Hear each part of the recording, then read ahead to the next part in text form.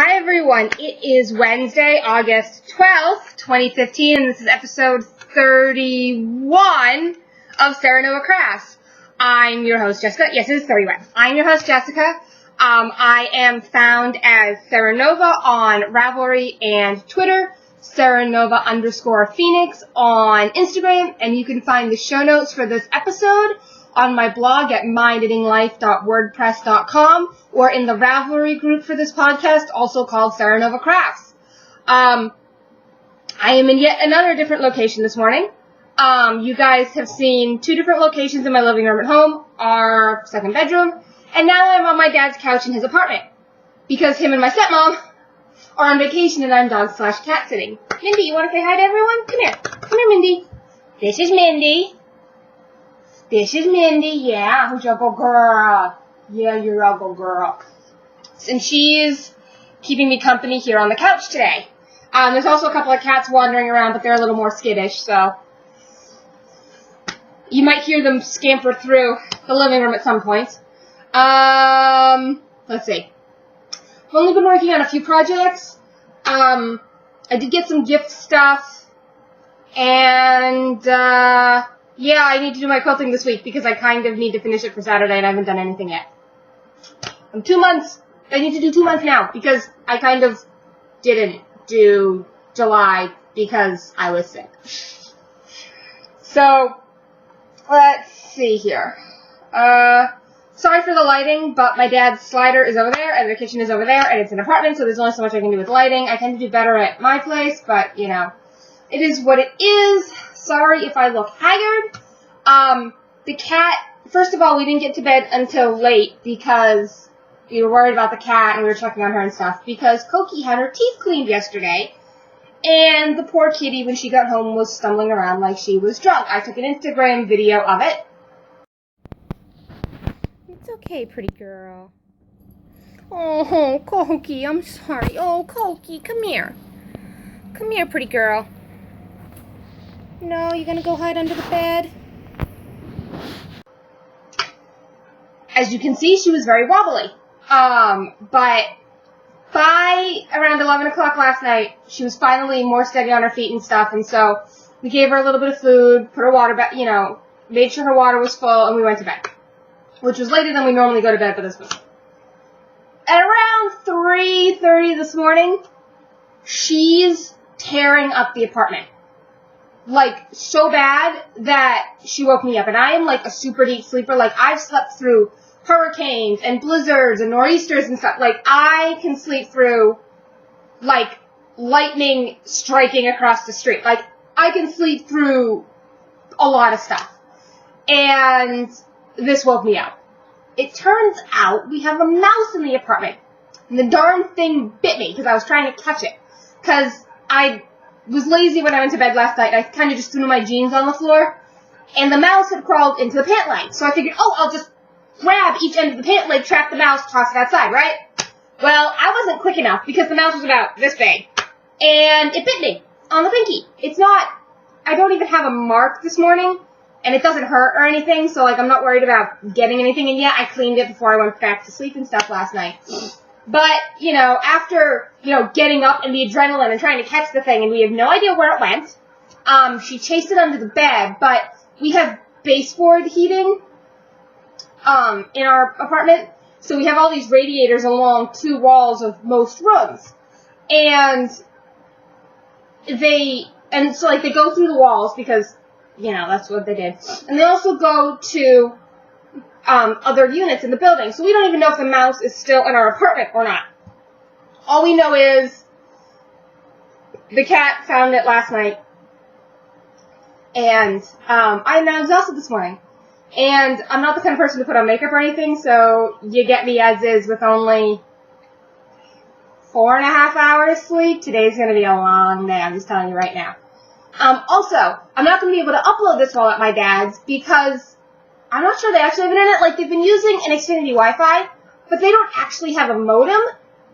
And I don't know where they keep their Comcast bills for me to go check whether they actually have internet on their service or not. And I'm not sure they do. So whoever's internet they're using is crap. So I'm recording this but I'm going to go upload it when I get home, because I'm going to go home around midday. So what I do is, I come over, and tomorrow's the last day I have to do this. So I've only had to do this Monday through Thursday this week, and then I'm done. But what happened is that they left, my dad, my stepmom, and my half-brother left Monday morning. They'll be home tomorrow night, like late tomorrow night. So for 4 days, I need to come over and make sure the dog gets walked, and the cat's fed, and all that stuff. And it's more the dog, because, I mean, they just left a big bowl of food for the cats, and I just, change the water, make sure the dog's fed, and gets her out, and all that stuff. So I took her out before I started recording. I'm going to take her out again before I leave, and then I'll come back this evening, take her out again, stay for a few hours, take her out, go home, come back in the morning, repeat the process. Tomorrow, however, is more complicated not because my dad and stepmom are coming home, but because tomorrow I am driving into South Station in Boston to pick up the significant other of one of my friends who lives in the New York City area and is taking the train up tomorrow. They get in at 3:15. Rush hour in Boston tends to start between 3 and 3:30. So I told them, I said, look, you guys can, because my friend has really bad social anxiety about getting on the bus or something, which is why they're just not taking the bus into Boston and then coming home. They asked me to drive them in because they're more comfortable with someone they know being transportation, and they're willing to pay me gas money, so whatever, it's fine. And besides, gas money is cheaper than 2 bus tickets to get to and from Boston. But anyways, I told them, I said, look, you're going to get off the train, and we are going to get in the car, and we are going to go. We are not stopping. I mean, unless you need the restroom, we are not dilly-dallying in town, because I don't want to be sitting in rush hour for 3 hours. I said, food can wait. I said, I'll make an, you can use the restroom, but food can wait, drinks can wait. You're getting off the train, we are getting in the car, and we're going. Because I'm not dealing with this. Because it's just, Boston traffic, if you live in any large metropolitan area, you know how bad rush hour traffic can be. Boston is complicated by the fact that it's not a grid, and it's a maze, and there's a bunch of one-way streets, and the signage is crap. Now, South Station is actually, so there's 2 major hubs in Boston, South Station and North Station. And South Station is where all the buses and, like, Amtrak and all those trains come in, and North Station is, like, the hub for the subway. So there's 2 big hubs in Boston. But the thing is that Boston was not planned in any sense of the word. It was a colonial town that then started filling in marshland, that paved cow paths, that, have stuff at weird angles. There's 6-way and if you have lived on a grid system your whole life, you will hate Boston. If you have not lived on a grid system your whole life, you'll understand it, it's fine. Think, like, old European town, except it doesn't have 1,000 years of history. But, like, it's that kind of crazy, twisty maze. And certain things are easy to get to and get out of simply because of the way they built the highways in later years. Like the whole Eisenhower highway system, a lot of stuff got built then, and they built highways up through, like, the 70s. And so certain things are easy to get to due to the way they built the highways. But it's not terribly easy to get around. Like, I had a friend from California who was this was a friend from college, he was trying to get to the airport so he could fly home, and he called me because he was lost. And I'm like, dude, I am not the person to call. I don't know my way around Boston for crap. And his GPS wasn't working because the buildings are so tall and streets so narrow and stuff that the GPS signal gets cut off. Plus there was construction, it's all one. Anyways, I'm completely off topic. This is supposed to be a knitting podcast. If you are a new viewer, I apologize for the rambling mess. As I said earlier, I only got about 4.5 hours of sleep last night. And yes, I did take my medication. Why do you ask? I keep looking down because my screen's down here for once, because I have a different setup because I'm at my dad's. I borrowed their computer monitor to put my camera on because I'm not at my desk with my monitor, my computer. Yeah. I actually was here for the Two Tangled Skeins VKN last night. So speaking of Two Tangled Skeins, I am going to go straight into gifts I got this past week. So as I mentioned last week, for those of you that watched last week's episode, I house sat for this couple that I've known for years from our synagogue. And they're two kitties, Ricky and Lucy. I put pictures of them up last time, and they're in my Instagram feed if you want to go back and look. And this couple went to the Grand Canyon, then they went to Seattle, and then they met another couple from the synagogue and went on the four of them went on an Alaskan cruise, which I would love to go on an Alaskan cruise. But when they were in Seattle, they bought me yarn as a thank you. I mean, I also got a check, which I'm not going to go into, but I looked after the cats for 2 weeks. So, I told them I didn't really need anything, but I appreciate it nonetheless. So this is, the dyer is Knitted Wit, Find Treasures from a Sassy Girl. It is her Victory Sock Base, which is 80% superwash merino, 20% nylon. It's 4 ounces at 420 yards. It says hand wash, lay flat to dry. And the color is Seattle Skies. The website is knittedwit.com, and it's info@knittedwit.com. I accidentally, kind of just broke the tape holding the ball band together, so I'm just going to take that off. So,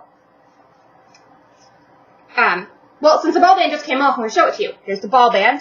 So let's start over here. See Seattle Skies, knittedwit.com, Knitted Wit, and then that's the info.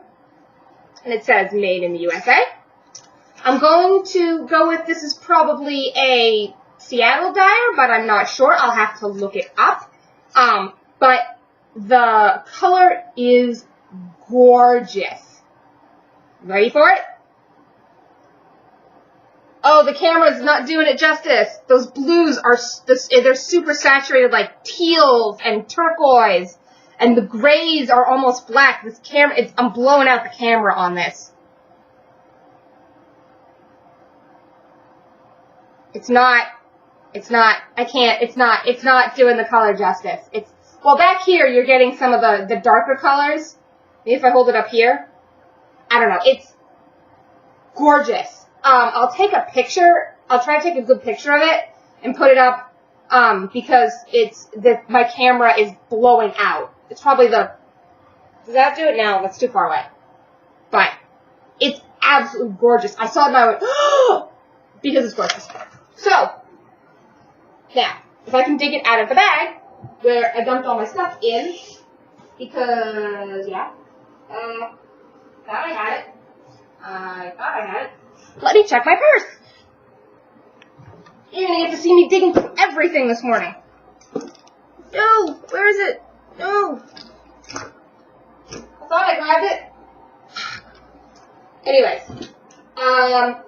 well, what I thought I had grabbed that I wanted to show you folks was Sue from Two Tangled Skeins, because last week I sent her a box of Minion goodies, because she lives in Canada and it's hard to get Minion goodies in Canada. And yeah, so I sent her a box of Minion goodies, and she makes bags and stitch markers, snagless stitch markers.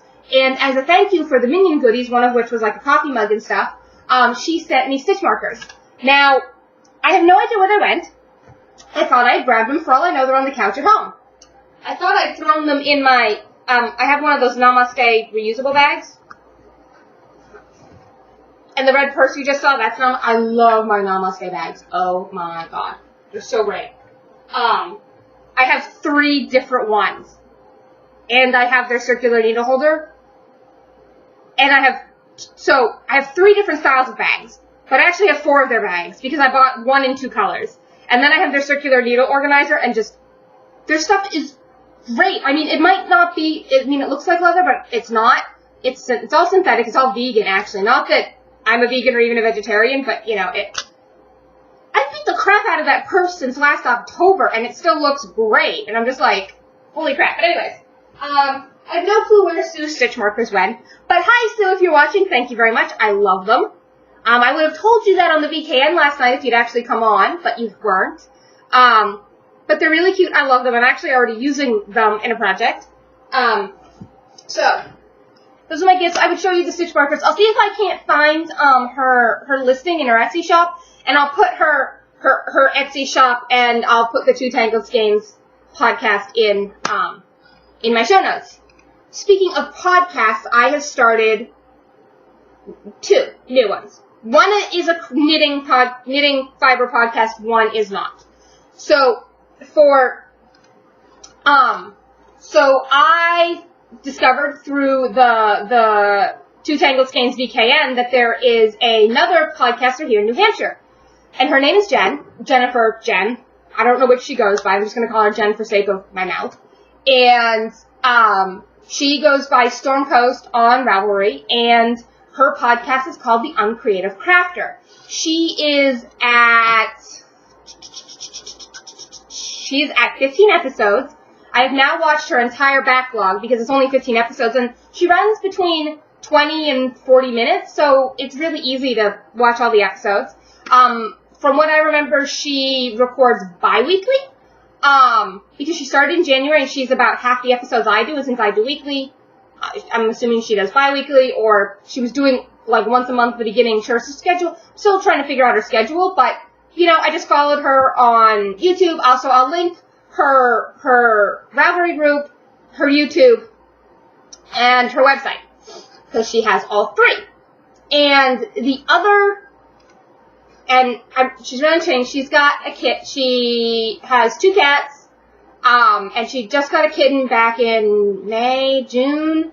Her name is Ozzy Mendias, called Ozzy. She's the cutest little orange tabby. Oh my god, she's adorable.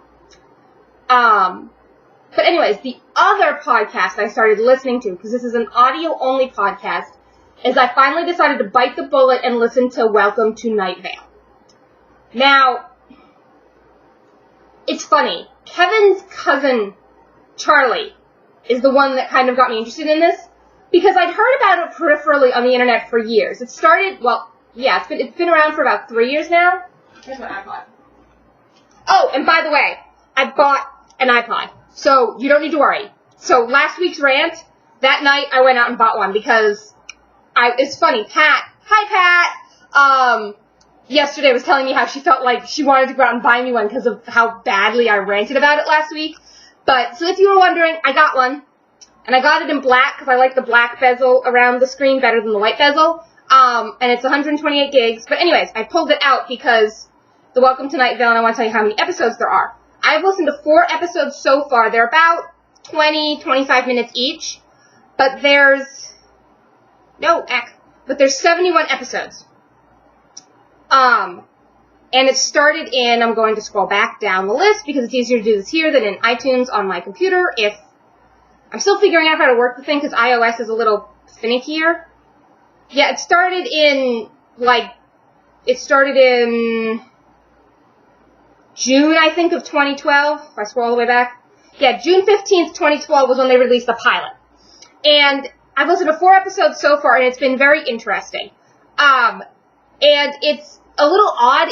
It's presented, so it's completely fictional. It's a fictional town, like in the desert of America somewhere. And it's a town called Night Vale. And the podcast is broadcast like it's a live radio show. And the host talks about goings on in the town. Now, what makes the town special is that there are weird glowing lights. I will actually read you the description. Welcome to Night Vale. Twice monthly community updates for the small desert town of Night Vale, featuring local weather news, announcements from the sheriff's secret police, mysterious lights in the night sky, dark hooded figures with unknowable powers, and cultural events. Turn on your radio and hide. Welcome to Night Vale. So it's kind of a less creepier H.P. Lovecraftian kind of thing, because actually Lovecraft is actually like a little too creepy for me, but this is like a slightly toned down version, at least at the moment. So we'll see how it goes. But yeah, Charlie was the one who really got me interested in actually listening to it, because I'd heard about it peripherally on the internet for since it came out, so it's kind of a bit of a cult hit.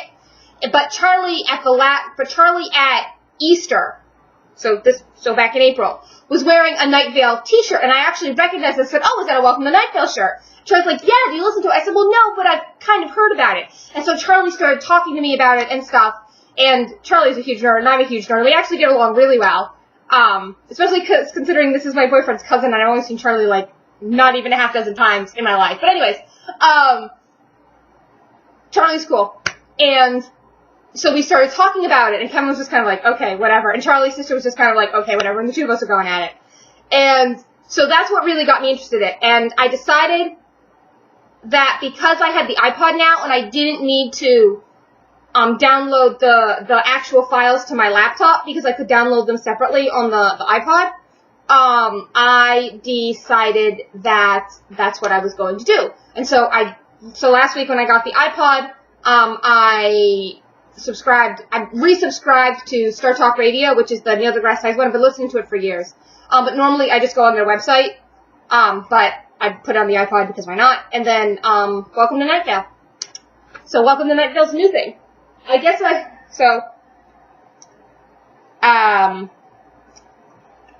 let's see, what else? Works in progress. And then I think I'll call it a day, because I've kind of rambled on.